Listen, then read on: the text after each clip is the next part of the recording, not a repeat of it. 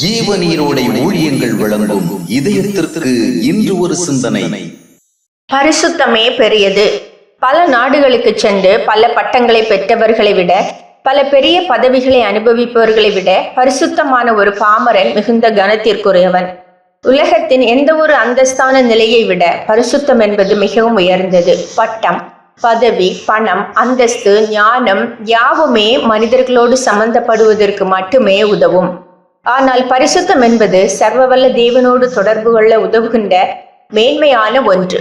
உலகத்தில் உள்ள செல்வ நிலைகளை விட பரிசுத்தம் என்பது மிகவும் விலையேற பெற்ற ஒன்று. இந்த உலகத்தில் மாபெரும் சாதனைகளை மனிதன் படைத்தாலும் தன் சுய ஆற்றலால் ஒரு ஒழுங்குள்ள பரிசுத்த வாழ்வை வாழ்வது இயலாத காரியம். யோவான் ஸ்நானனை குறித்து இயேசு கிறிஸ்து பேசும்போது, ஸ்திரீகளின் வயிற்றில் பிறந்தவர்களில் யோவானிலும் பெரியவன் ஒருவனும் இல்லை என்றார். அவன் ஒரு அரசனோ, அறிஞனோ, கல்விமானோ, செல்வந்தனோ அல்ல. ஆனால் அவன் ஒரு பரிசுத்தவான். அவன் பரிசுத்தமான ஒரு வாழ்க்கைக்காகவே பெரியவனாக எண்ணப்பட்டான். தேவன் நம்மிடம் பார்த்து பாராட்டுவதற்கு ஏதாவது ஒன்று தகுதியாக முடியும் என்றால் அது பரிசுத்தம்தான். உலகமெங்கும் போய் ஊழியம் செய்தால் கூட தேவனுடைய பார்வையில் ஒருவர் பரிசுத்த வாழ்க்கையை வாழாவிட்டால் அவர் எந்த கனத்திற்குரியவரும் அல்ல. சர்வ வல்லமை உள்ள தேவன் நாமும் சகல வல்லவர்களாக மாற வேண்டும் என்று கூறவில்லை. ஆனால் பரிசுத்தராயிருக்கிற அவர் நாமும் அவருக்கேற்ற பரிசுத்தர்களாக மாற வேண்டும் என்று கூறினார். ஏனென்றால் பரிசுத்தத்தை விட வல்லமையானதும் மேன்மையானதும் நிலையானதும் எதுவும் இல்லை. சரி, இந்த பரிசுத்தத்தை பெறுவது எப்படி?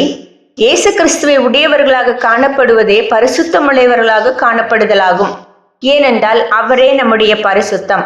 அவர் நம்மோடு இருந்தால் நாம் பரிசுத்தமானவர்களாகவே இருக்க முடியும்.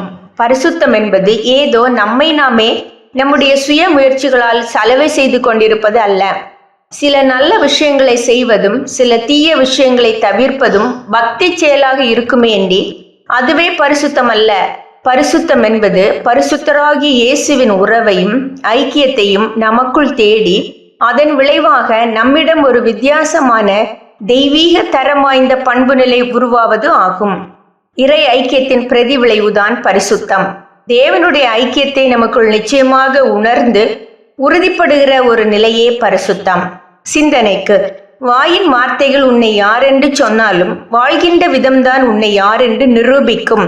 வாயின் வார்த்தைகள் உன்னை யார் என்று சொன்னாலும் வாழ்கின்ற விதம்தான் உன்னை யார் என்று நிரூபிக்கும்.